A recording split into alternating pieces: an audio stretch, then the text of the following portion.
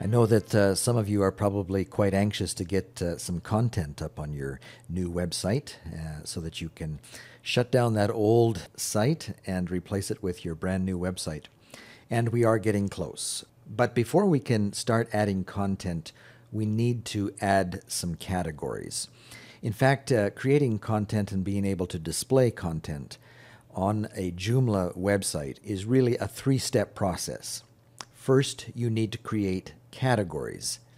And then the second thing is that you need to create articles or content to place inside your categories. And then you need to create menu items to be able to have some way for your visitors to click on a link that will direct them to your articles that are inside your categories. So a three-step process: create categories, create articles, and then create a menu item before we can start seeing things on your website. And in this lesson, we're going to talk about categories. What is a category and how do we make them? Well, after logging on to your back end, the thing to do is to go to your category manager, and you can do that with this large icon, or from up here on your top menu strip under Content Category Manager. And let's just click on that, and that'll bring us to our Category Manager. You'll notice some tabs up here, articles and featured articles. This is just an easy way for you to slip back and forth between these three items. You can be in the Category Manager, and without having to go up to Content and slipping down to your Article Manager, well, you can just move to the Article Manager right here. But in this lesson, we want to talk all about categories. What is a category? You can see that we still have one on our list we didn't delete, and that is the uncategorized. And people might ask, well, why do you have a category called uncategorized? Well, there will be times when you are creating an article or some type of content for your website that just doesn't fit into any other type of category, and it's just kind of a one-off article. Like we might think in terms of the About Us article that you see on many websites. Well, you're only going to make one article called About Us in most cases. And so it doesn't really warrant creating a category just to stick one article inside your category. And that brings us back to the question, what is a category and why do we need them? Well, categories are what creates the organizational structure of your site. Just as you would with your word processing program, for example. When you set up a word processing program on your computer and you set up a file directory for your articles, all of your letters, and well, you can maybe imagine what it would be like if you didn't have any file structure for your word processing articles. Let's just say that every time you created an article with your word processor, you just saved it to the ocean. You just saved it to your C drive. After a couple of years, and you've got thousands of articles just saved to your C drive without being in any type of folder, well, you can imagine how difficult it would be for you or anybody else who might be following in your footsteps to find a particular article or letter or a contract that you've made. And so as a way to organize all of your word processing documents, you are going to want to create a file structure. And sometimes you'll create a list of folders that may actually have subcategories or subfolders inside those folders to help you organize all of your documents. Well, the category system in Joomla is very much like that folder system that you have for your word processing. That's what categories are all about with Joomla. And so as you think about your site, what type of data are you going to present on your site? What type of content are you going to want to share with the public? What you should do at this point as you're setting up your site is to organize all of that information, all of that content, all of those articles into groups and make a category for each one of those groups.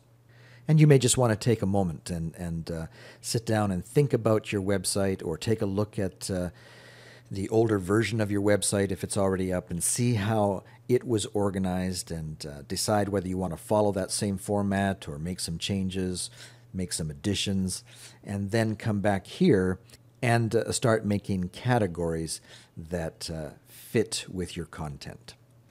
Now, unfortunately, the site that I am going to be redoing here, the Onto the Least site, is a rather small site, and so it's not going to be the best example of big organizational structure using categories.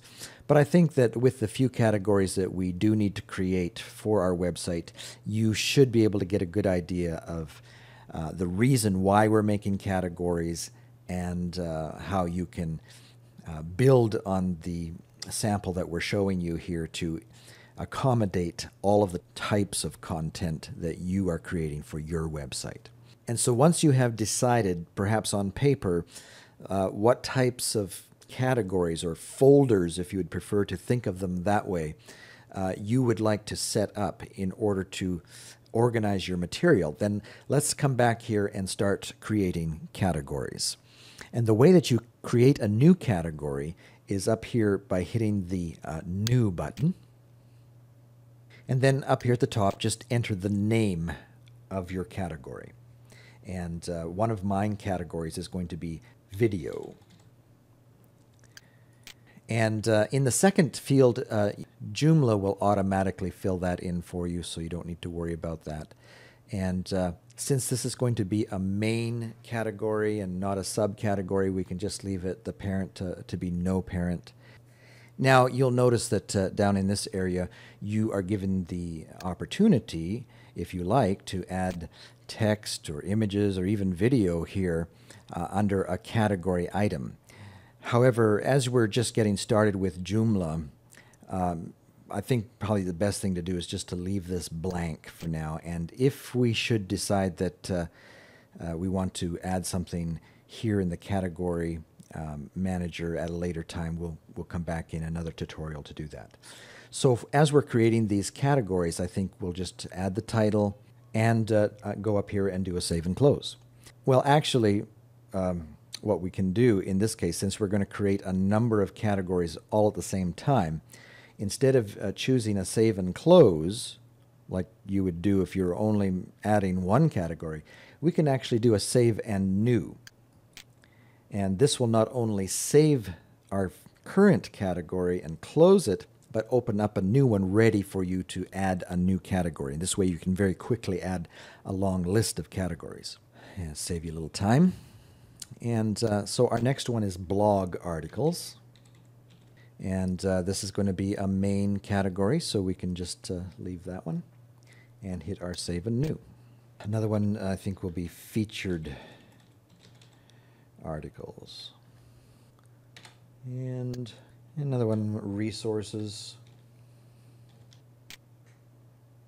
And I believe that's actually the only categories that I really need to make, at least as I reinitiate this website.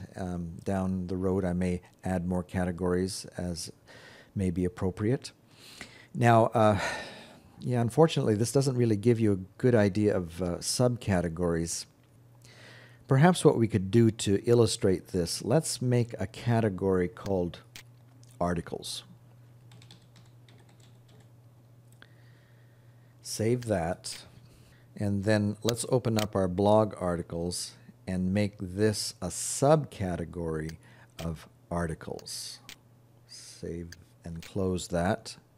And also we could put featured articles under that as well. And just under your parent, go down to articles, save and close. And now our blog articles and featured articles have become subcategories, or if you think of it as a file structure system on your hard drive, these are subfolders of your main folder. And depending on how much content you have on your site and how much organization you want to bring to your site, you may actually end up having subcategories of your subcategories. You know, you can have many different levels of categories here, depending on the organizational structure or tree that you want to build for your website. So even though we don't have a very large sample site here to work with, I just hope that you can visualize what you can do here, just like you would build the hierarchy of your file structure with your word processing program with perhaps many different levels to hold your thousands of documents. Well, this is your opportunity to bring that same organizational structure to your website. And you will find that it'll help you not only as you're building your website, but then later as you get your staff, perhaps a new staff member coming to work at your organization, as they need to become familiar with your website so that they can do content management and update your site. The better organizational structure that you have built now, the easier it will be for them down the road to get familiar with where everything is located. And so this is an important step. You need to take some time to decide on how you want to organize your content, your data, and then do that here in this first step as you build your category structure. All right, I think that does it for Joomla Categories.